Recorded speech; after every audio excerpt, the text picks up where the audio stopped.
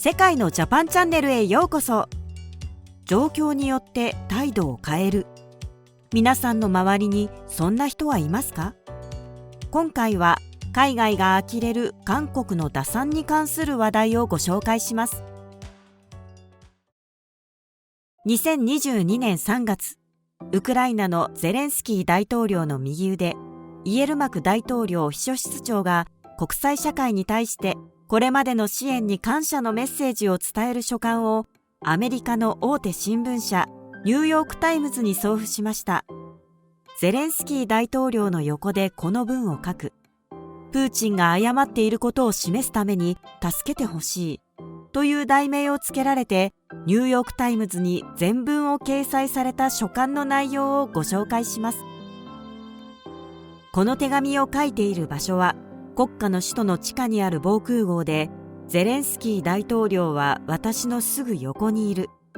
過去1週間、ロシアが放った爆弾が我々の頭上を飛び交ったが、我々は侵略者などを敗退させる意志で皆固く団結している。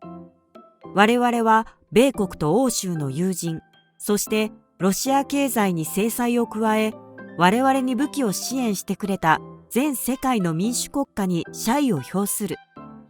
以上が書簡の内容でした。実はこのメッセージ、オーストラリアと日本は示されていたのですが、韓国は言及されていなかったのです。この件について、韓国の自業自得という声が多く上がっていました。2月24日に開始されたロシアによるウクライナ侵攻の対ロシア制裁には、欧米諸国のほか、日本と台湾、オーストラリア、シンガポールなどは迷わず参加の意思を表明。しかし、韓国だけは国際社会の制裁に参加するとしながらも、独自制裁はないと一線を画す矛盾した動きを見せていたため、アメリカから積極的な制裁参加国とは認められていませんでした。実際にアメリカがロシアへの半導体輸出禁止制裁を発表した際に作成した該当規定から外されるパートナー国家32カ国のリストに韓国は入っていません。朝鮮戦争での多大な支援を韓国は忘れたのか、世界10位に入る経済力を持つ国のやることかとアメリカ政府から批判を受けて、ようやく韓国がロシアの主要銀行との金融取引停止などに動き出したのは3月1日のこと。しかし、この書簡が送付されたのは3月2日。イエルマク氏が手紙を書いている時点では、韓国はアメリカにパートナー国家として認められておらず、ウクライナも韓国を感謝の言葉を捧げる相手として認識していなかったということのようです。これら韓国政府の一連の動きや判断に、韓国の大手メディアは、韓国政府がロシア制裁に動き出したのは、米韓の信頼関係が崩れてしまうことを恐れたため、他国がアメリカと足並みを揃える中で、韓国だけ取り残されるわけにはいかないと政府は判断したようだと報じました。さらにこの報道について、韓国の対外経済政策研究機関は、国際社会の一員として制裁に参加するのは当然だが、ロシアからの制裁の可能性が排除できないことは韓国経済にとってのリスクと言及。韓国政府の行動は自由や民主主義、そしてウクライナの人たちの人権よりも韓国経済を優先した当然の結果ということのようです。ウクライナへの支援よりも己の立場が悪くなることだけを恐れてロシア制裁に賛同する政府の姿勢には、韓国国内からも様々なコメントが寄せられていましたので、一部をご紹介します。ウクライナの感謝リストに入っていないなんて。このひどい仕打ちは民主党のイ・ジェミョンが、ウクライナの大統領はコメディアン出身の政治初心者とか言ったからじゃないの？ウクライナのことを我々と何の関係もない地球の反対側にある国とも言ってたな。ロシアのウクライナ侵攻で一番心配しているのは株式市場なんだってさ。外交の無能っぷりがまた出てしまった。そろそろ消えてもらえないかな。イ・ジェミョンだけではなく、前職と現職の法務部長官までゼレンスキー大統領をバカにしたり笑い物にしてたよな。あれが政治家のやることとは信じられない。人格を疑うよ。ムン・ジェインがロシア制裁を躊躇したせいで、アメリカが発表したロシア制裁では韓国は除外されたし、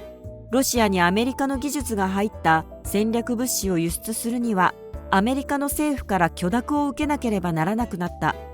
日本、オーストラリアなどの同盟国は全て免除だというのに。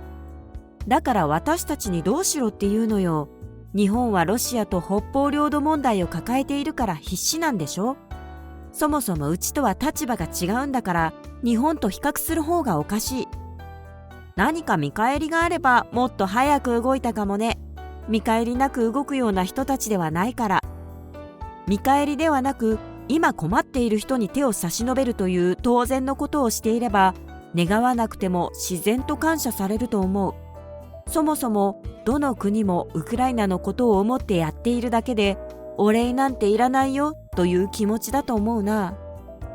名前を入れてもらえるかどうかを気にしている時点で全然ダメ。緊急時にこそその国、政治家の本性、そして本当の器の大きさがわかるものなんだ。先進国の自負があるならもっと積極的に支援できるはず。実際、韓国政府はロシアに対して何もしていないので、ウクライナが感謝することなんてありえないよ。与党大統領候補の失礼な発言や生ぬるく遅い制裁参加を考えたら、感謝ではなく悪口を言わなかっただけでもよかったと思わないとな。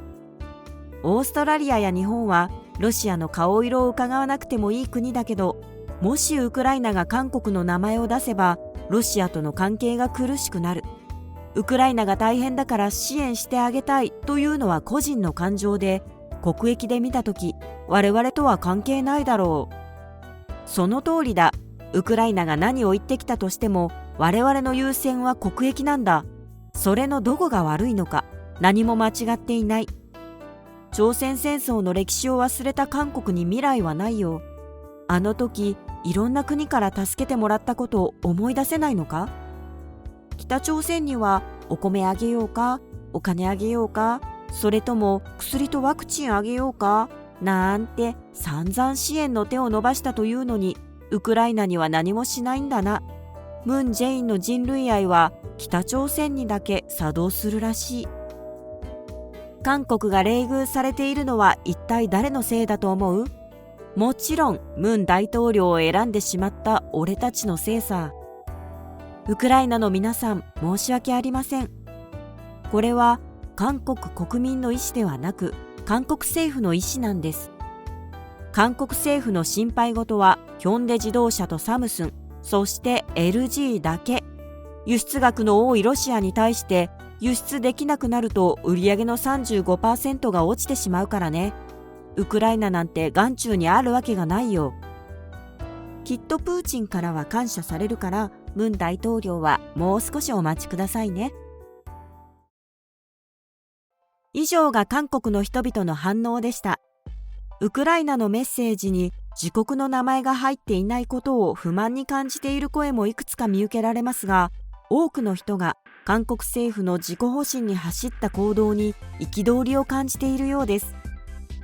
現在もヨーロッパではロシアのウクライナ侵攻が大きな問題となっています。イエルマク氏の手紙の内容を報じている欧州のメディアには、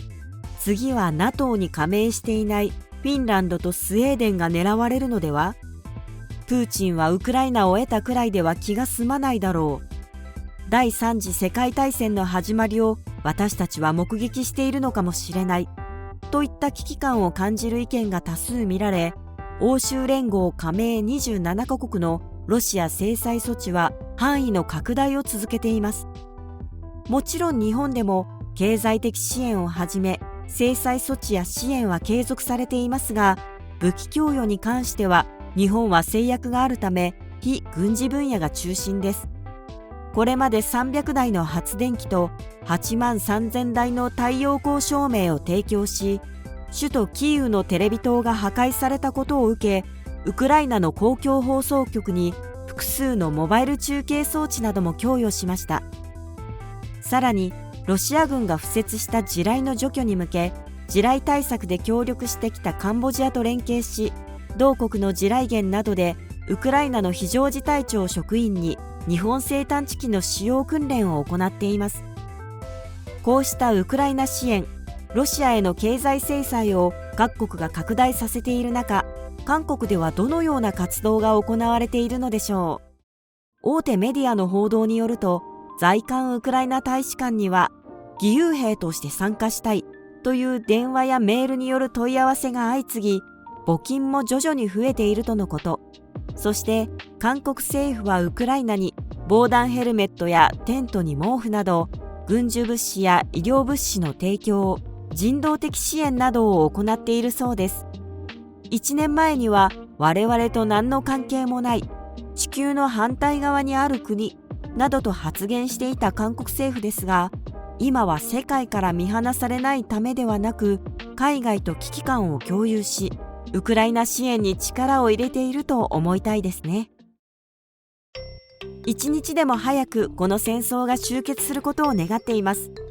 この動画が参考になりましたら、チャンネル登録と高評価ボタンをお願いします。今回のナレーションは桜井美希がお送りいたしました。